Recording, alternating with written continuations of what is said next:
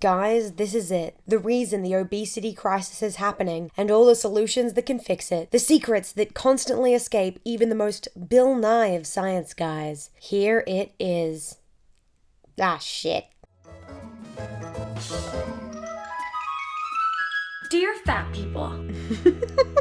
Okay, so I have noticed there seems to be some issues whenever I have this conversation with friends. It mostly stems from confusion between two questions, which are, why is that person so obese? And why are people suddenly so obese? And people tend to use the argument for one as an argument for the other, which really drives me up the wall.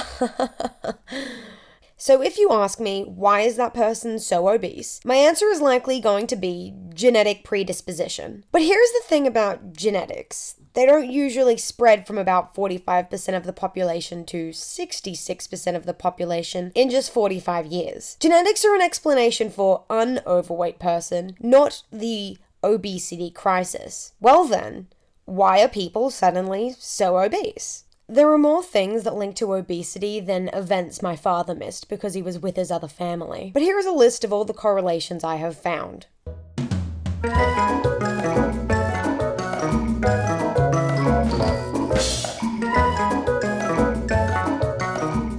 The thing about all these correlations is this.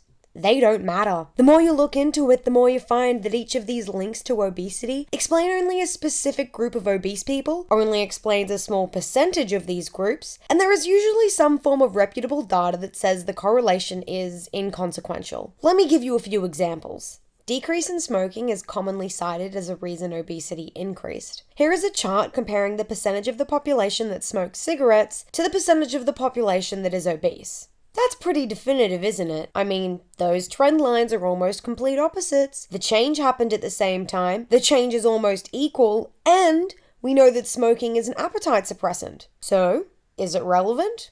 Nope. Quitting smoking does cause, on average, 4 to 5 kilograms of weight gain over 10 years, but evidence shows changing smoking rates have had little effect on the overall rates of obesity. Okay, well, what about working mothers? Everyone, including kids, are getting fatter because women just don't cook at home anymore. Once again, while the rise in these two is parallel, it's likely coincidental. The increase in hours worked per week among mothers between 1975 and 1999 only accounted for about 0.4 to 0.7% of the increase in overweight children. Not only that, but it only accounts for childhood obesity or the obesity of families. What about everyone else? I could do this for every item on the list I showed earlier. Every single one of them has such a minute impact on the obesity epidemic that it ends up being not very significant at all. Yeah, well, something has to be causing the sudden weight increase in the population. Well, my question to you is this.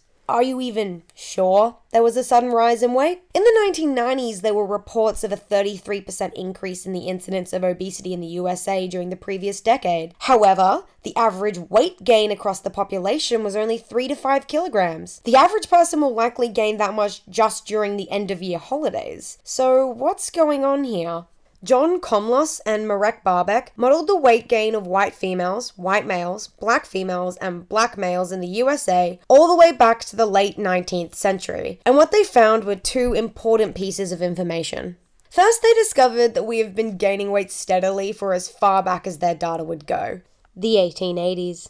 The second thing you can probably tell from looking at the graph is that the higher percentiles have been gaining weight faster than the lower percentiles. As a matter of fact, the obesity epidemic is almost entirely driven by the top few percentiles. It's not that a large number of people have suddenly become obese, it's just that suddenly a large number of people are crossing the BMI of over 30 line due to the population weight gain that has been happening for over 100 years. If you look at the growing rates of obesity, it's sudden. If you look at the growing weight of people, it's been a long time coming.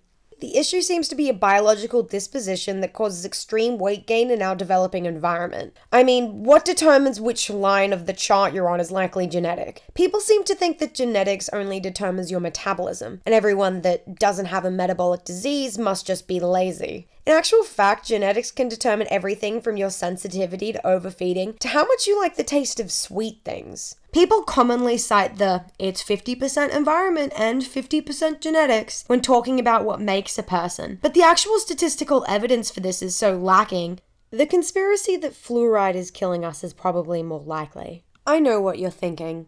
Harriet, You make YouTube videos. What's the answer to this extremely complicated social problem that even experts in the area are struggling with?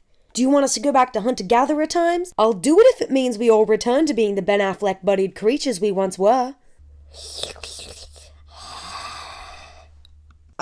No. I mean, I have no clue what the solution is. Like I said in my last video, diets don't work, but that's not even the half of it. The reality is that nothing works. I don't want to offer some surface solution that's like, well, we just gotta keep the fat people in cages and give them carrots at feeding time. Because terrible surface solutions just tend to make issues like these worse. In my last video, I mentioned the cost of obesity in our healthcare system. Someone actually did the math, and if we did cure obesity, it's unlikely it will reduce the cost of healthcare at all. Because suddenly, all these obese people would be growing older rather than dying from a heart attack at the age of 50. And the thing about old people is, they cost the healthcare system a lot of money. So maybe the true solution to the healthcare crisis is just getting your old bat of a grandma to hurry up and die.